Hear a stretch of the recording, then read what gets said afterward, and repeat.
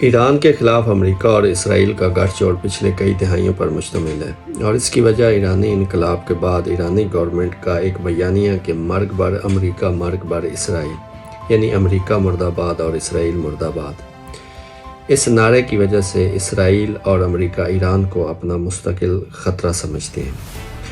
اس نعرے اور اس بیانیے کے لیے ایران نے پریکٹیکلی کیا اقدامات کیے ہیں، یا یہ صرف کوئی جذباتی نعرہ ہے، اس پر بعد میں بات کرتا ہوں۔ فی الحال عرض کرنا چاہتا ہوں کہ پاکستان میں جب بھی ایران کے حوالے سے یا ایرانی گورنمنٹ کے حوالے سے کوئی بات ہوتی ہے تو شیعہ اسکول آف تھاٹ کے لوگ سمجھتے ہیں کہ شاید کسی اسکول آف تھاٹ یا کسی ریلیجیس سیکٹ کی بات ہو رہی ہے، یا اس پر بات ہو رہی ہے۔ اور اسی طرح اگر سعودی عرب پہ بات کی جائے، اس کی پالیسیز پہ بات کی جائے، تو جو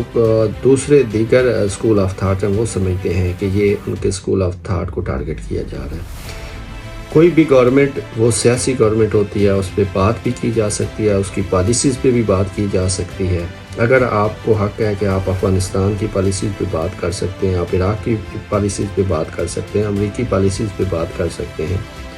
اسی طرح دیگر ممالک کی پالیسیز پہ بات کر سکتے ہیں، تو ایران پہ کیوں نہیں بات کر سکتے؟ بہرحال بطور ایران نیبرر کنٹری، ہمارا مسلم برادر ملک، اس کے حوالے سے ایران میں اگر کوئی حالات خراب ہوتے ہیں تو اس کا ڈائریکٹ پاکستان پہ بھی اثر پڑتا ہے۔ اور چونکہ پاکستان کے یہاں پہ جو اسکول آف تھاٹ ہیں وہ کنیکٹڈ ہیں strongly with Iran and other school of thought connected with Saudi Arab, اور چونکہ وہاں پہ مقدس مقامات ہیں، اور یہ ایک فطری بات ہے۔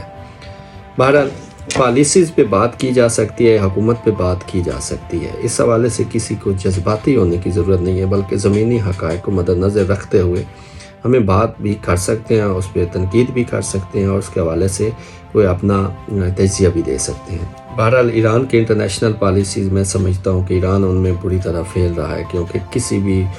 دیگر کنٹری کے ساتھ ایران کا کوئی دفاعی معاہدہ نہیں ہے، اور معاشی طور پر ایران کا جو آئل ایکسپورٹ ہے وہ کہیں انٹرنیشنل مارکیٹ میں سیل فروخت نہیں ہوتا۔ ان حالات کی وجہ سے ایران کے معاشی حالات اس حد تک پہنچ گئے کہ وہاں پہ انفلیشن بہت بری حد تک انفلیشن ہو گئی، جس کی وجہ سے شدید مہنگائی ہوئی۔ اور وہاں پہ دو طبقے پائے جاتے ہیں، ایک طبقے کو کہا جاتا ہے رجت پسند، اور ایک طبقے کو کہا جاتا ہے اصلاح پسند۔ رجت پسند وہ ہیں جو ایرانی انقلاب کے شدید حامی ہیں، اور اصلاح پسند جو ہیں وہ چاہتے ہیں کہ ایران میں حکومت تبدیل ہو اور ایک جمہوری حکومت قائم ہو۔ بہرحال یہ انٹرنل ان کا معاملہ ہے،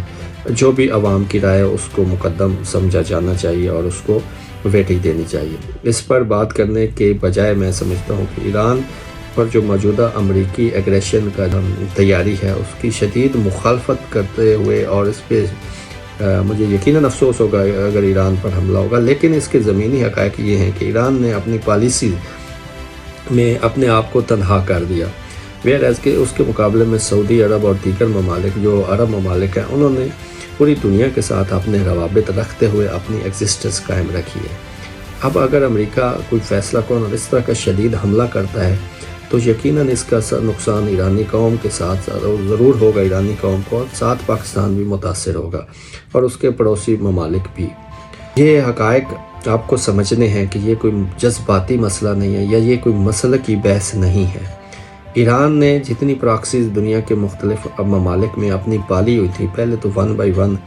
ان کو امریکہ اور اسرائیل نے تباہ کیا۔ ایران نے جو پراکسیز عراق میں پالی ہوئی تھی وہ تباہ ہوئی، پھر سیریا میں پالی ہوئی تھی وہ تباہ ہوئی، پھر لبنان، بحرین، یمن،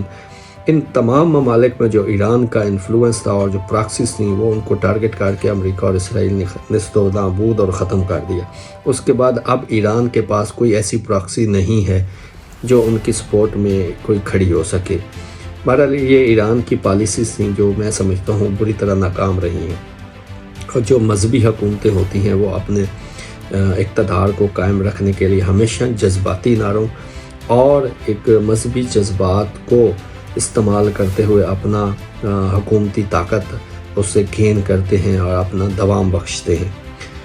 ایران کے جو سسٹم آف گورنمنٹ ہے اس کی جو ریجڈنیس ہے، میں سمجھتا ہوں وہ ان تمام حالات پیدا کرنے میں، وہ پالیسیز میں نرمی کرنے میں ناکام رہے ہیں، جس کی وجہ سے آج ایرانی قوم اس صورتحال میں ہے کہ اس کے چاروں طرف امریکہ اور اسرائیل کے بحری بیڑے اور جنگی جہاز اس پہ حملہ کرنے کے لیے تیار ہے۔ یہ صورتحال انتہائی افسوسناک ہے اور اس پر میں سمجھتا ہوں بطور مسلم اور بطور برادر اسلامی کنٹری اس کی مذمت کرتا ہوں، لیکن چونکہ زمینی حقائق ہیں کہ آپ طاقت کا مقابلہ طاقت سے کر سکتے ہیں، کسی جذباتی نعرے سے نہیں کر سکتے۔ ایران نے اتنا جو پچھلے 40-45 سال سے مرگ بر امریکہ، مرگ بر اسرائیل کا نعرہ پینیٹریٹ کیا ہے اپنے عوام میں، اپنے بچوں میں، اپنی آنے والی نسلوں میں، اس کی وجہ سے ایرانی عوام امریکہ اور اسرائیل سے بے شک بہت نفرت کرتے ہیں، لیکن کیا یہ نعرہ ان کو دنیا کو ساتھ لے کے چلنے میں مددگار ثابت ہوا ہے کہ نہیں، یہ آپ بھی جانتے ہیں اور میں بھی جانتا ہوں۔ بہت شکریہ۔